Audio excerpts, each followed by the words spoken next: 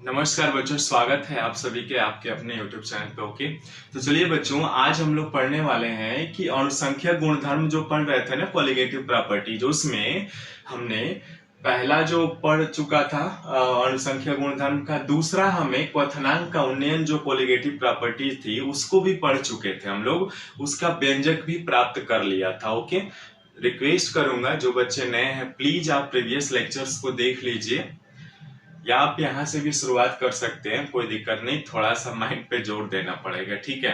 और एक और हम्बल रिक्वेस्ट करूंगा, साथ में नोटबुक और पेन जरूर रखना है बच्चों, ठीक है। खुद से लिखना है, कमेंट्स भी करना है यदि नहीं है तो, ठीक है, और चीजों को समझना है।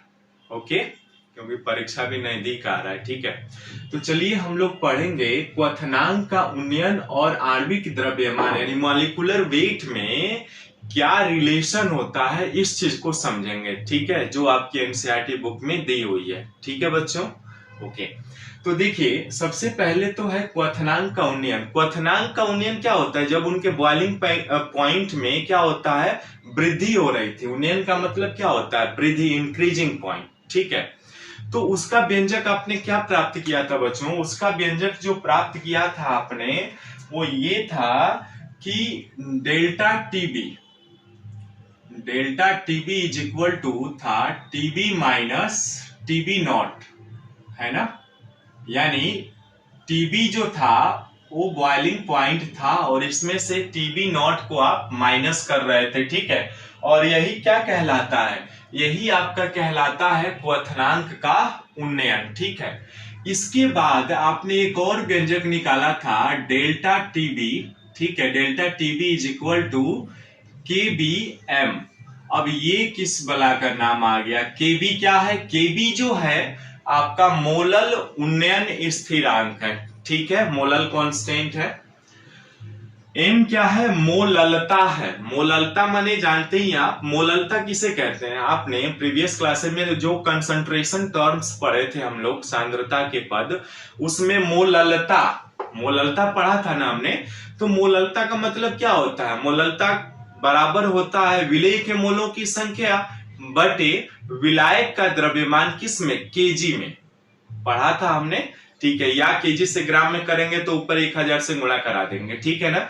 तो उसी की सहायता से ये क्वथनांक का उन्नयन डेल्टा टीबी, केबी और मोललता एम में क्या रिलेशन होगा, इस चीज को देखने वाले हैं। इसके पहले हमने प्रीवियस क्लासेस में ये सारी चीजें डिस्कस किया था, ठीक है। अब आइए मोललता पढ़ लेते हैं। मोललता क्या होता है, मोललता का हम जानते हैं कि फार्मूला क्या होता है। चूंकि मोललता, ध्यान से देखिएगा, मोललता को m से निरूपित करते हैं। m बराबर क्या होता है, विलेय के मोलों की संख्या, यानी विलेय के मोलों की संख्या, विलेय के मोलों की संख्या को हम n से निरूपित कर दे रहे हैं, ठीक है, बटे विलायक का द्रव्यमान, है ना, विलायक का द्रव्यमान। और विलायक का द्रव्यमान किसमें चाहिए बच्चों, हमें केजी में चाहिए, है ना। तो अब आप देखिए मोललता बराबर ये फार्मूला तो होता ही है, हम जानते हैं, यानी कि विलेय के मोलों की संख्या बटे विलायक का द्रव्यमान, ठीक है। अब यहाँ पे कुछ हम एज्यूम कर ले रहे हैं, मान लेते हैं, माना जो W1 है वो W1 क्या है, वेट ऑफ सॉल्वेंट है, मान ले रहा हूं मैं, वेट ऑफ सॉल्वेंट यानी विलायक का द्रव्यमान, ठीक है, ग्राम में। ये ध्यान देना यहाँ केजी है, अभी कन्वर्ट कर लेंगे ग्राम में, बट हमने जो माना है वो ग्राम में माना है। W1 बराबर वेट ऑफ सॉल्वेंट हो गया। W2 बराबर मैं मान ले रहा हूं weight of solute, weight of solute, solute means कि विलेय का द्रव्यमान, ठीक है, विलेय का द्रव्यमान, विलेय का द्रव्यमान हमने मान लिया W2 है और विलायक का द्रव्यमान W1 है, ठीक है ना। इस हिसाब से हम ये भी तो मान सकते हैं कि M1 जो है वो क्या होगा, मॉलिक्यूलर वेट होगा, मॉलिक्यूलर वेट ऑफ सॉल्वेंट होगा, ठीक है, या M2 बराबर हो जाता है आपका, इसको भी मान लेते हैं मॉलिक्यूलर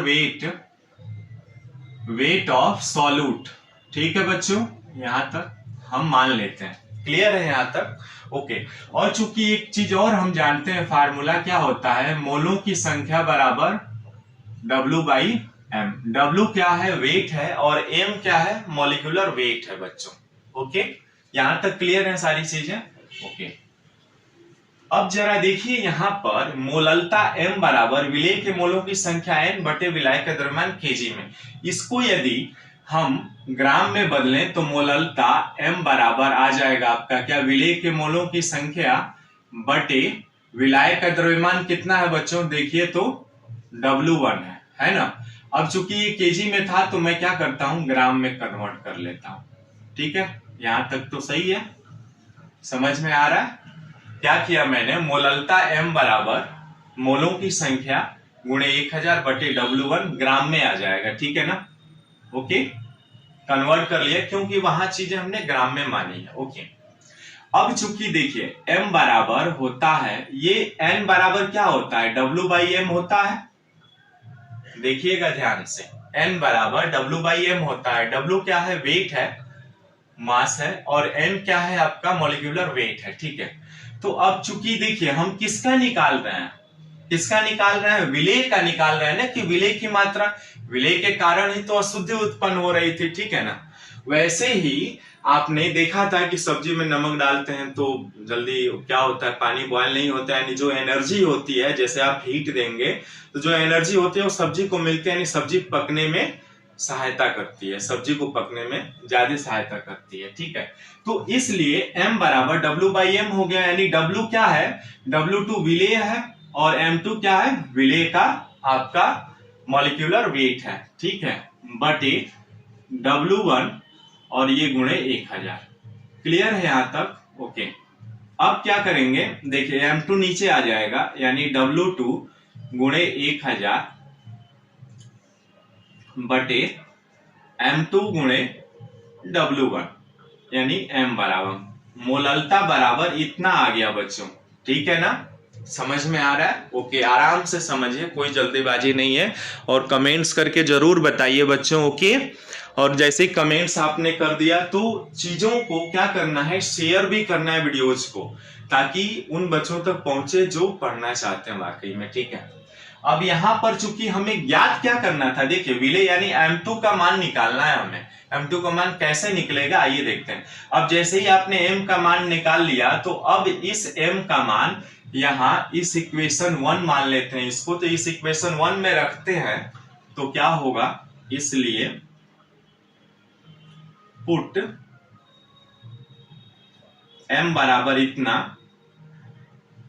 बाई इक्वेशन 1 लिख रहे हैं, ठीक है। अब बाई इक्वेशन 1 को M का मान इसमें रख देता हूं मैं, तो क्या होगा देखिएगा जरा, डेल्टा TB बराबर क्या हो जाएगा बच्चों, KBM, M का मान ये पूरा आएगा, ठीक है, M का मान रखता हूं मैं W2 गुणे 1000 बटे बच्चों ये आएगा M2 गुणे W1, ठीक है ना, यहां तक क्लियर है सारी चीजें, नोट डाउन कर लीजिएगा, ठीक है।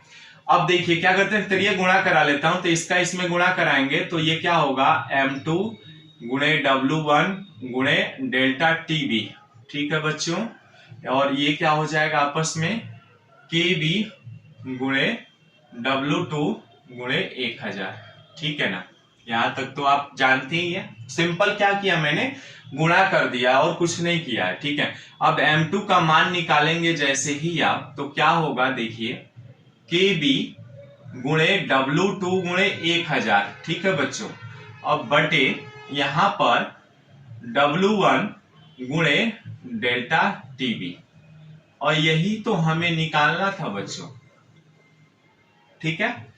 अब आपने समझा M2 बराबर कितना आ गया आपका, KB W2 1000 by W1 by गुणे डेल्टा TB, ठीक है। तो यहाँ पे ये जो व्यंजक मिला ना बच्चों, ये व्यंजक कहलाता है रिलेशन बिटवीन दिस व्यंजक जो है ये कहलाता है relation between elevation in boiling point, elevation in boiling point and molecular molar mass, है ना, मोलर मास, यानी मोलर मास और एलिवेशन इन बॉइलिंग पॉइंट में रिलेशन का व्यंजक ये होता है। ठीक है, हो सकता हो एमसीक्यूज टाइप में पूछ सकता है, तो ये ध्यान रखना आपको कि कैसे करना है हमें। ठीक है, तो इस तरह से बच्चों आपने क्या निकाला, ये जो व्यंजक मिला हमें, क्वथनांक का उन्नयन और आणविक द्रव्यमान की बीच जो रिलेशन होता है, संबंध होता है, उस चीज को हम लोग ये निकाल चुके हैं। ठीक है, स्क्रीनशॉट ले लीजिए यदि लेना है तो। ठीक है, फिर आगे बढ़ते हैं। ओके, तो चलिए बच्चों, इस तरह से हमारा ये टॉपिक कंप्लीट होता है। अब हम लोग नेक्स्ट वीडियो में सीखने वाले हैं जो आपके एग्जांपल्स दिए हुए हैं एनसीईआरटी के, उसको हल करेंगे और समझेंगे। ठीक है, रिक्वेस्ट करूंगा यदि आप चैनल पे नए तो प्लीज चैनल को सब्सक्राइब, लाइक और शेयर करिएगा, इससे हमें मोटिवेशन मिलता है। ठीक है, thanks for watching this video. नमस्कार।